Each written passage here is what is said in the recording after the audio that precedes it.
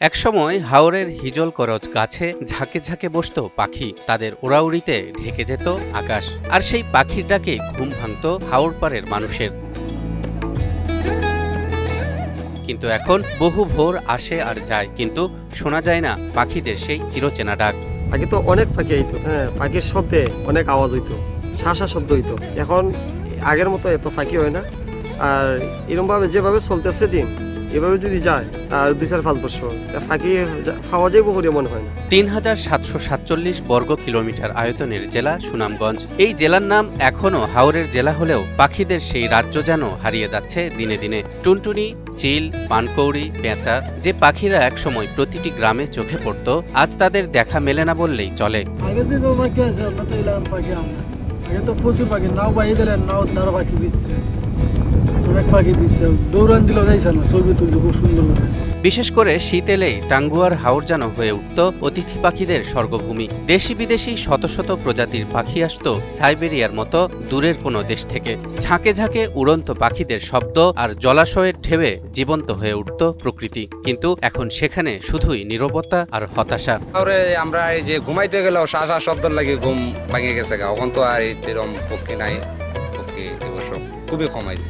কারণ হাওরের সেই অতিথি পাখিরা আজ মুক্ত আকাশে উঠতে পারে না। বিষ্টপ ছিটিয়ে, ফাঁদ পেতে আর রাতের আধারে টর্চ লাইটের আলো ফেলে একটি চক্র শিকার করছে এই সুন্দর প্রাণগুলোকে। সংরক্ষিত এলাকা হয়েও প্রতিনিয়ত ঘটছে পাখির সঙ্গে এমন নির্মমতা। জলবায়ু পরিবর্তনজনিত কারণে ঋতুচক্রের তারতম্য, আবার বিভিন্ন কারণে পাখি নিধন হচ্ছে।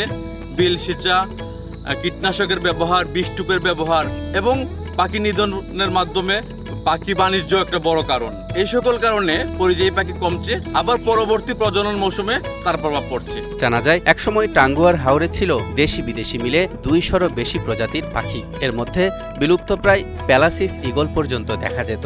2011 সালের এক জরিপে প্রায় 64,000 পাখির অস্তিত্বের কথা জানা গেলেও সাম্প্রতিক বছরগুলোতে সেই সংখ্যা নেমে এসেছে ভয়াবহভাবে। রাত্রে পাখি থাকতে না, নৌকা চলে হারাত ভরা, শান্তি হয় না, এই ধরনের পাখি আনা।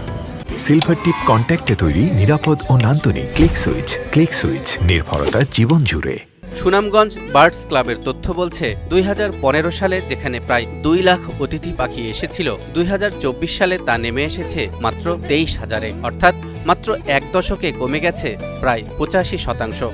এই পরিসংখ্যান শুধু সংখ্যা নয়, এ যেন প্রকৃতির এক নিঃশব্দ আর্তনাদ। সব মাইরা আলতেছে আপনার এই খান হাত দিয়া গুলি দিয়া মাইরা শেষ সাফ করে।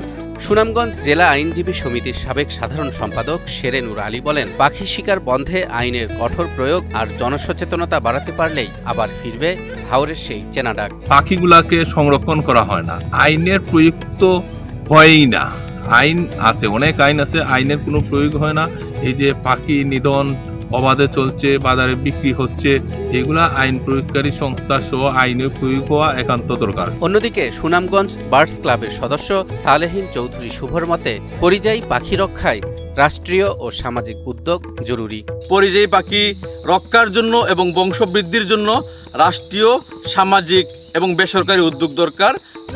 ব্যাপক সংখ্যক পাখির অভয়াশ্রম গড়ে তুলতে হবে এবং স্কুলের ছাত্রছাত্রী সহ মানুষের মধ্যে সচেতনতা গড়ে তুলতে হবে।